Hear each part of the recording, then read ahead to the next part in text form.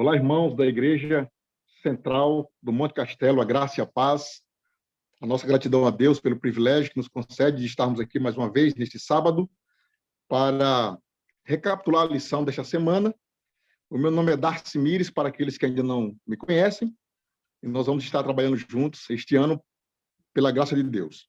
Eu fui convidado, então, para compartilhar o estudo da lição, e tomei a liberdade de convidar dois amigos para estar junto conosco aqui, para que o estudo fique um pouco mais dinâmico, né?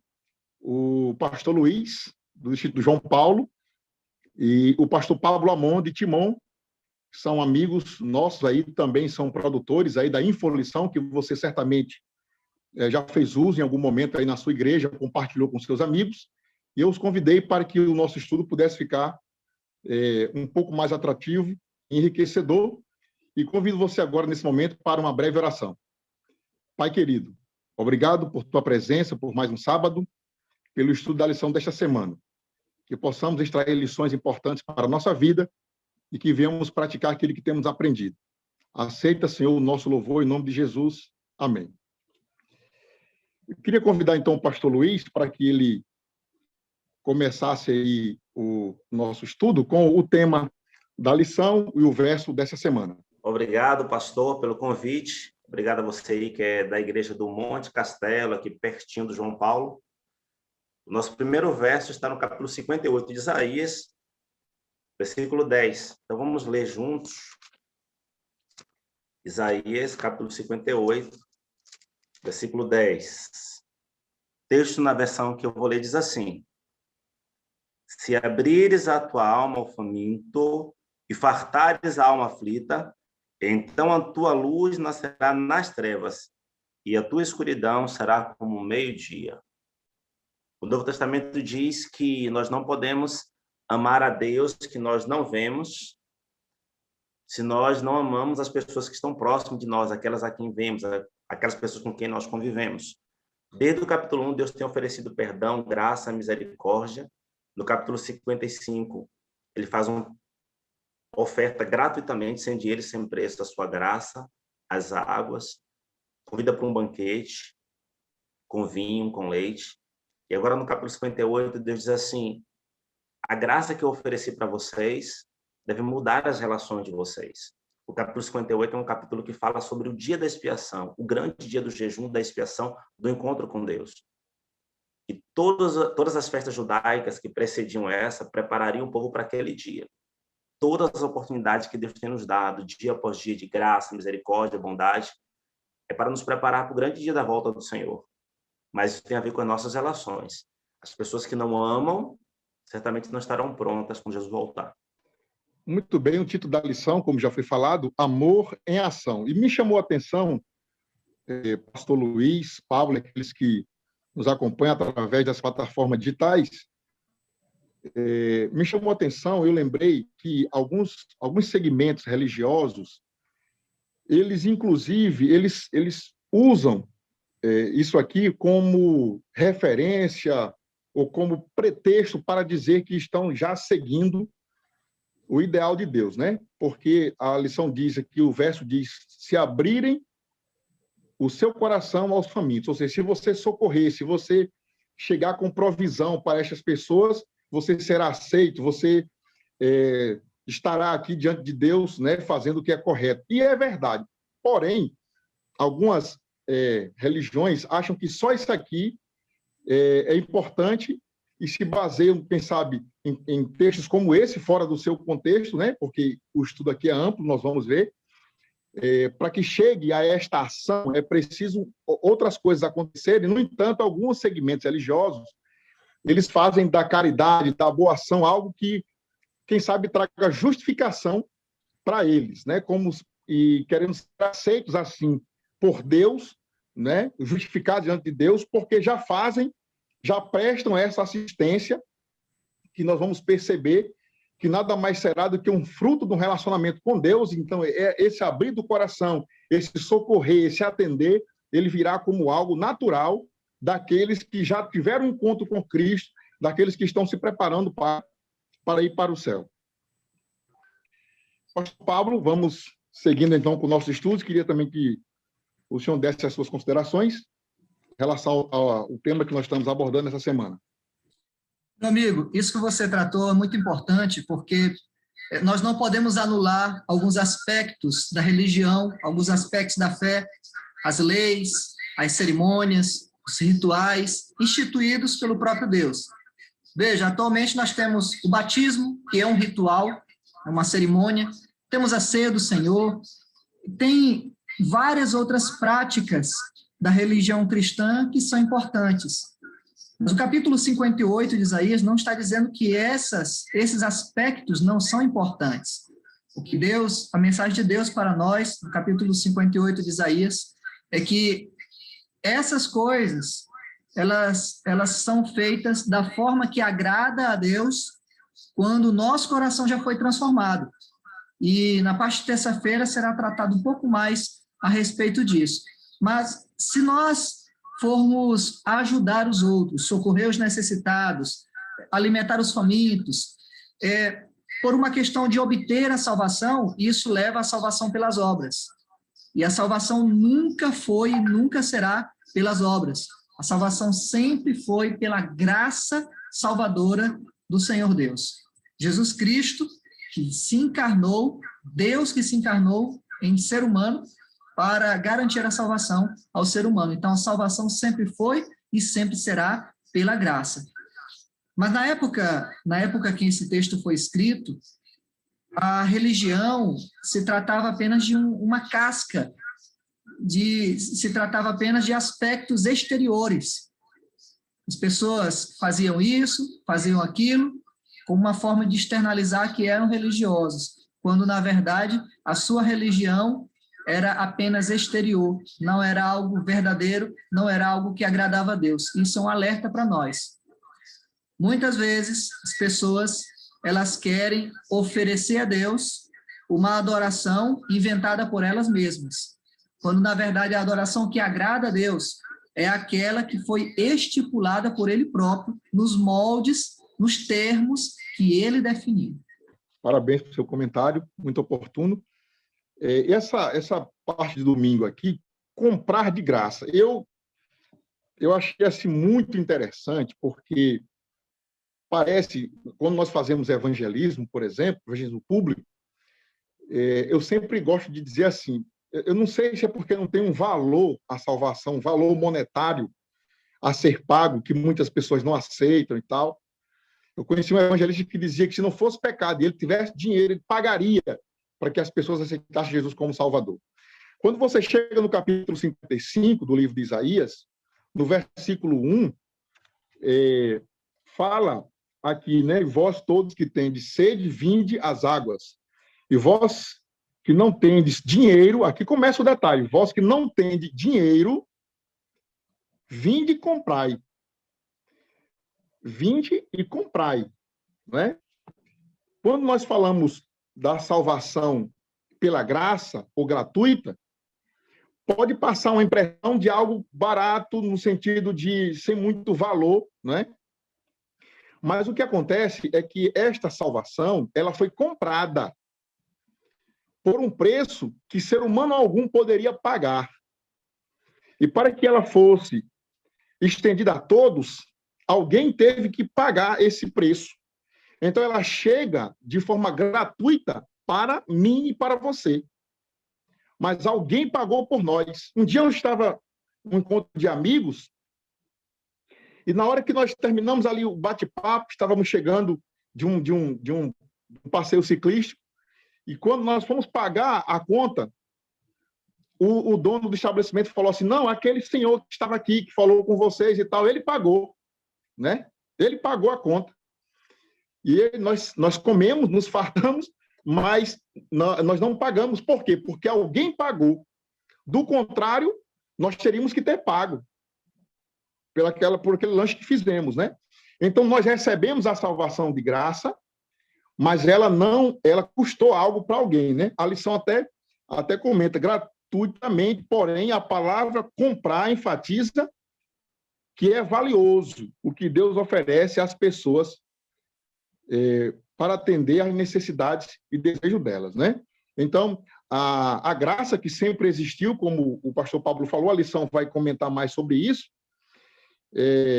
pode passar essa conotação de algo barato sem muito valor, mas, no entanto, o valor era tão alto que nós não conseguiríamos pagar e Jesus pagou por nós, né? Pastor Voltar o pensamento aqui ao capítulo 58 de Isaías, que tem a ver com o dia da expiação. Antes da expiação tem um julgamento, sempre tem. E a gente está vivendo hoje, nesse dia final, no dia do julgamento. Quando alguém era julgado em Israel, não tinha um advogado de acusação. Tinha um juiz que também servia de advogado de defesa. Uma pessoa que tinha algo contra, uma pessoa que havia sido defraudada, ela se tornava o acusador. O juiz lhe dava o direito também de ser chamado de Satã, ou de acusador. Quando ele acusava a pessoa, o juiz tinha que prover o meio da pessoa que errou, da pessoa que defraudou, pagar o que ela fez. E algumas vezes, quando a pessoa não conseguia pagar, o próprio juiz pagava. E é isso que acontece aqui. Jesus não é em um momento advogado, no outro juiz. Jesus é hoje o nosso juiz e nosso advogado. Por quê? Porque na forma de julgar de Israel, o advogado de defesa era o mesmo juiz. Então, o que Jesus faz? Na nossa impossibilidade de pagar, porque a nossa dívida era muito maior do que o ser humano pode pagar, ele mesmo paga. Então, nós compramos, e é caríssimo, é mais do que o ser humano pode pagar, e a parábola diz isso. Um homem devia uma quantia enorme, e ele não teve como pagar. E seu senhor disse assim, eu estou perdoando a sua dívida. Foi isso que ele fez. Ele pagou uma dívida que o ser humano jamais seria capaz de pagar. Muito bem. E vale a pena, o Pablo comentou um pouco, vale a pena ressaltar, ainda falando da questão de graça, né?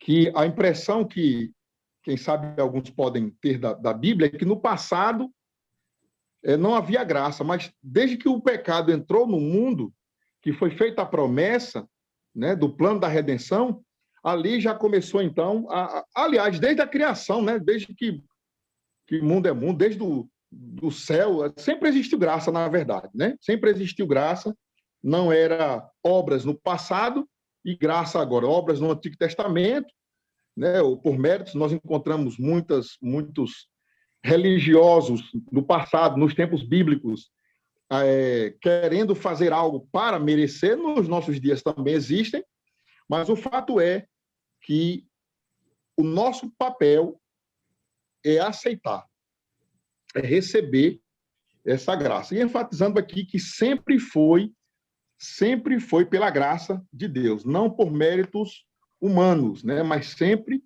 pela graça. Como forma de gratidão, quem sabe o que eu posso fazer? Aceitar, seguir, buscar obedecer, fazer o meu melhor, cumprir a missão a mim confiada, conduzir outras pessoas pecadoras como eu ao arrependimento, para que aceitem também esta salvação, né? E a lição vem falando também sobre pensamentos e caminhos elevados, né? A lição traz, no capítulo 55, do verso 6 em diante, Deus falando para o ser humano, né? Quais são os planos, os projetos que sempre serão maiores do que o ser humano pensa. Primeiro, porque nós somos seres limitados, né? Limitadíssimos, né? Nós somos limitados e o pecado nos trouxe essa separação, essa limitação, e eu enfatizo que os pensamentos, né, e caminhos de Deus, eles são mais elevados do que o nosso, justamente por isso, porque nós somos seres limitados e Deus, ele não conhece limites, né? O que acontece? Quando eu converso com os jovens do distrito, eu costumo repetir algo da minha própria experiência. Quando a gente é mais jovem, nós pensamos que sabemos de muitas coisas. E a partir do momento que a gente vai amadurecendo, envelhecendo, nós percebemos que nós sabemos muito menos do que julgávamos saber. Há uma música secular que ele fala da beleza de ser um eterno aprendiz. É uma grande verdade. Muitos dos planos de Deus parecem muito estranhos a nós, principalmente porque nós não compreendemos muitas das situações que acontece em nossa vida. Muitos dos planos de Deus parecem ilógicos para a nossa lógica. Mas a grande realidade é que Deus ele enxerga muito além daquilo que a gente pode ver. Nós estávamos falando agora sobre fazer o bem aos outros, tal, e pessoas que confundem isso e são levados ali a se desviar para um pensamento de salvação pelas obras, quando, na verdade, o que Deus está tratando aí, que Deus está enfatizando, é que a verdadeira religião é aquela que serve ao semelhante, aquela que ama, porque assim Deus é. Essa é a essência de Deus, é o amor, é amar, é compartilhar, é doar o amor. Deus é amor. Então, os planos de Deus, eles são muito simples. E há um texto na Bíblia que diz que Deus fez todas as coisas simples e o homem se envolveu em muitas astúcias, né? Nós temos muitos planos, muitos esquemas humanos, quando, na verdade, os planos de Deus são muito mais simples, mas muitas vezes eles não são tão claros para nós, principalmente porque, pelo tamanho da nossa fé, nossa visão está anuviada, está nublada. Mas os pensamentos de Deus são mais elevados. Ele consegue ver muito mais além do que a gente enxerga.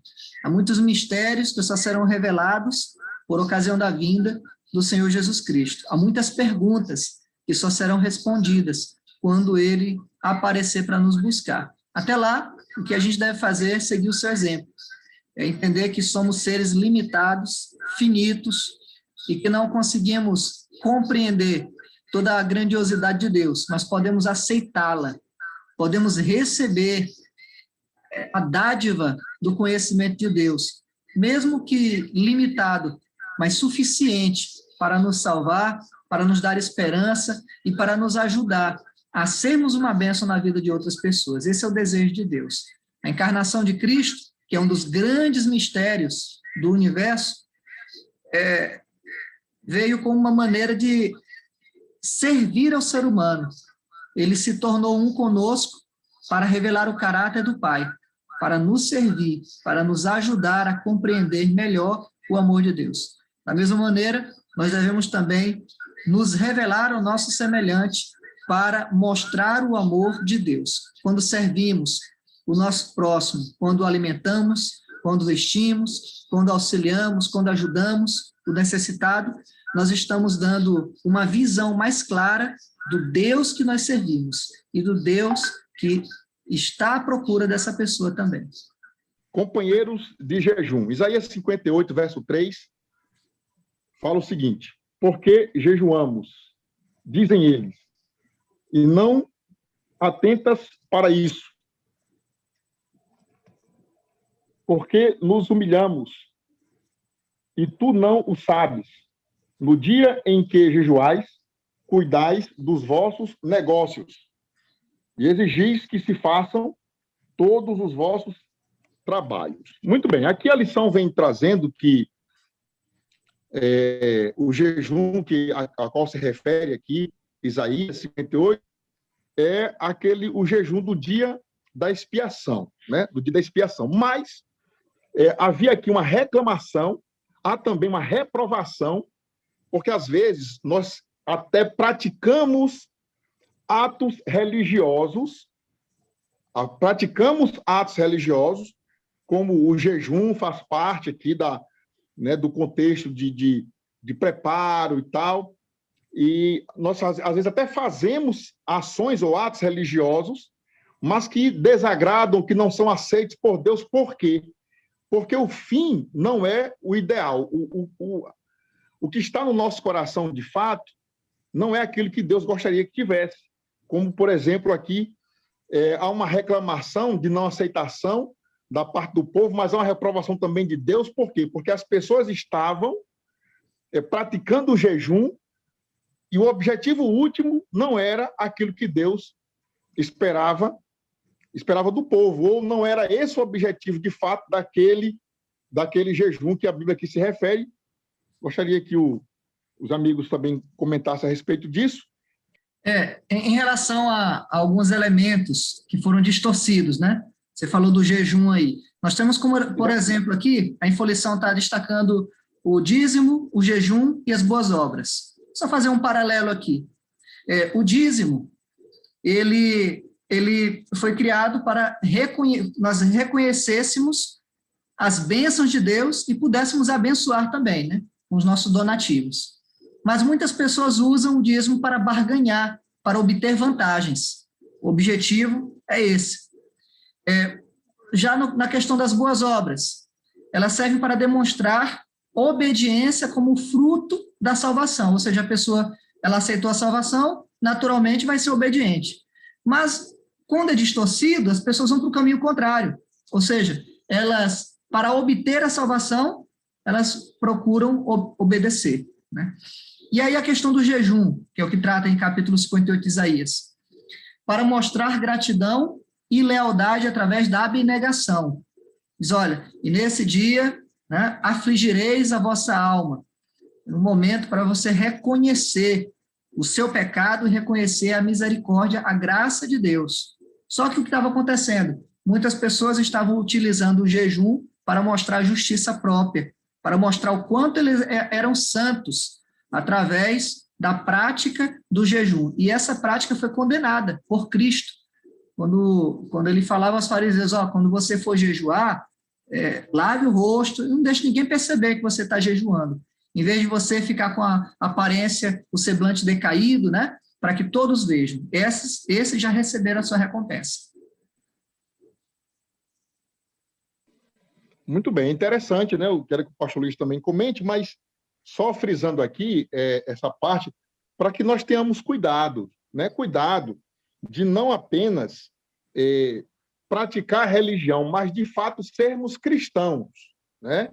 A lição vem trazendo essa questão aqui desde o título, né? Amor em ação, né? E Pablo frisou muito bem aí, o que ocorria no passado pode ocorrer hoje também, né? Eu vou para a igreja no sábado, né? Ou eu devolvo o meu dízimo, minha oferta, mas, de fato, o que eu estou querendo é uma barganha com Deus, ser justificado diante de Deus, alguma coisa nessa linha. Então, eu estou praticando atos religiosos, estou fazendo coisas que a religião pede que eu faça, nos ensina e tal, mas, no entanto, o coração não está ali o ideal. Não é isso, pastor Luiz? O capítulo 58 diz assim: qual é o grande problema? Vocês estão jejuando e descansando nesse sábado aqui, que era um sábado cerimonial do dia da expiação, mas vocês estão exigindo que outros façam seus trabalhos. Estão exigindo que outros trabalhem no lugar de vocês. O sábado é para quê? Nem tu, nem teu filho, nem tua filha, nem teu servo, nem tua serva, nem o estrangeiro de tuas portas para dentro. O sábado também é para demonstrar amor ao próximo. E eles não tinham amor pelo próximo. No dia que ele jejuava, queria que as pessoas trabalhassem. No dia que eles estavam guardando o sábado, queria que as pessoas fizessem o serviço deles. Então, de fato, não tinha amor. As pessoas que participam de um jejum ou da guarda do sábado devem beneficiar as outras pessoas. E aí o pastor Pablo, que escreveu em Folha dessa semana, ele escreveu algo muito interessante na lição de quarta-feira, que ele diz assim: para praticar a verdade, eu preciso aderir às leis de alimentação, mas para atrair pessoas à verdade, eu preciso alimentar os famintos. Para praticar a verdade, eu preciso dedicar tempo à guarda do sábado, mas para atrair pessoas à verdade, eu preciso dedicar tempo às pessoas necessitadas. Muito bem, bem colocado. Bem colocado. E avançando aqui na nossa lição, um tempo para nós, né? Ainda em Isaías 58, verso 13 e 14, vem fazendo aqui essa relação, né, do jejum, porque a lição colocou a guarda do sábado, né? Então, assim como o jejum, o princípio do sábado é fazer a vontade de Deus, né? Quando nós jejuamos, nós estamos ali, de certa forma, nos preparando para fazer, não a nossa vontade, né? Mas a vontade de Deus, para receber as suas bênçãos e com objetivo, né, espiritual, né? E o sábado quando eu observo, quando eu faço do jeito que Deus pede, eu estou mais uma vez mostrando ali a disposição também em fazer a sua vontade e não o meu benefício próprio. Como o pastor Luiz falou, né? Existia isso no passado e já nos nossos dias, quando houve a mudança do sábado para o domingo, o que foi que fizeram lá atrás também? Os ricos paravam, mas os pobres, né, os animais, continuavam trabalhando também. Então, lá no passado existiu e já em nossos dias também existiram na mudança do sábado para o domingo, onde o homem apenas queria mostrar uma religiosidade e não, de fato, um cristianismo, né? Eu gostaria de aproveitar aqui, só fazer já que está falando do sábado também, né? Claro que o foco aqui da lição não é o sábado, mas só aproveitar o ensejo, eu quero destacar aqui uma nota de rodapé do capítulo 58, verso 13 e 14, encontrada na Bíblia Católica, da edição pastoral. Uma das mais lindas definições a respeito do sábado que eu já vi. Diz assim: observar o dia do descanso semanal é respeitar o projeto de Deus, que dispõe de um ritmo de trabalho e repouso. Esse descanso leva o ser humano a reencontrar os mais profundos valores da sua existência, repartir com os irmãos o dom da vida. Cessando o trabalho e o comércio, eles podem se encontrar como iguais. Não há diferença em quem é médico, em quem é professor, em quem é servente de pedreiro, enfim, todas as profissões, eles se encontram como iguais para fruir gratuitamente de um relacionamento que os faz crescer juntos. Então, o pastor Luiz Cláudio falou aí sobre a questão do sábado, né? A verdadeira guarda do sábado, ela é humanitária, ela leva ao desenvolvimento do amor.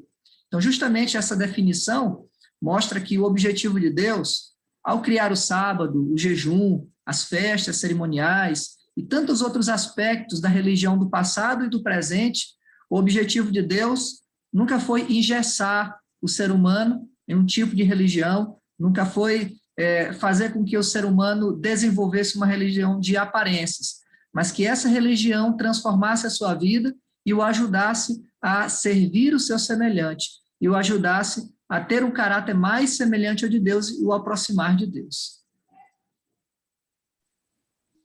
Quando nós lemos o verso 13 e o 14, e o texto diz para não cuidar dos meus próprios interesses no santo dia, eu ficava pensando, eu tinha aprendido que tinha que ver com cessar o trabalho. E não é apenas isso. O capítulo 58 diz: não te escondas do teu semelhante. Então, o texto diz: não cuidar dos meus próprios interesses, significa que, além de eu não trabalhar, eu tenho que fazer com que as pessoas que estão ao meu redor também não trabalhem. Eu não posso dar trabalho para elas. Essa que é a questão. A questão aí que está envolvida é o amor. Não cuide seus próprios interesses, não tem a ver com eu ir para o trabalho. A situação não era essa, eles não estavam trabalhando. A questão é que eles estavam colocando outras pessoas para trabalhar, estava faltando amor. E o pastor Pablo já trouxe essa nota de rodapé de uma edição católica, e aí ele já mencionou tantas cerimônias como o próprio sábado, identificam todos como iguais.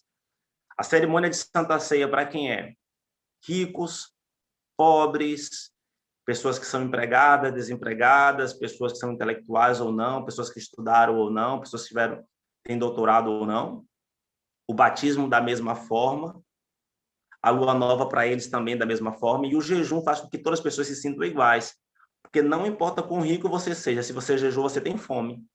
Então, essas cerimônias eram para mostrar para as pessoas que não tinha ninguém melhor do que ninguém. E aquele era o dia da expiação, era o dia do juízo. E no dia do juízo, a riqueza não valia de nada. As posses não valiam de nada. Naquele dia ali, o que valia era se estava salvo ou perdido. Isso tem a ver com as relações. A pessoa que está salva, ela ama o próximo.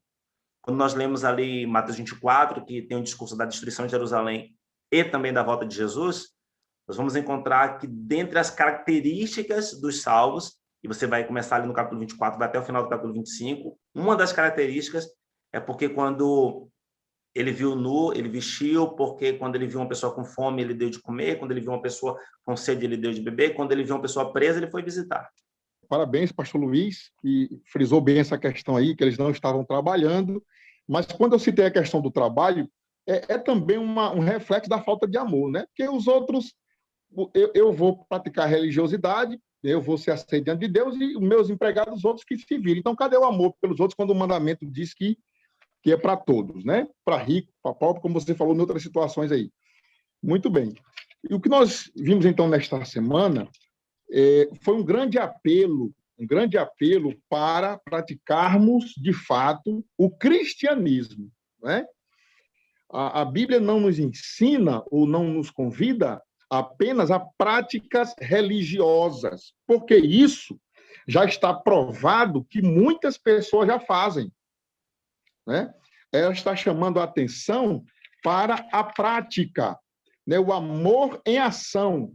O que vai me levar a fazer o que está em Isaías 58 é o amor de Cristo em mim, né? A gratidão pelo que ele fez. E agora vai transbordar de forma natural, e não para que eu mereça algo, como já foi tratado na lição da questão da graça. Então, o grande apelo da lição é para que possamos ser verdadeiros cristãos, e não apenas bons religiosos, bons adventistas do sétimo dia, né? Que não comem carne de porco, ou que não trabalham no sábado, mas como está o nosso coração, como está o nosso testemunho, né?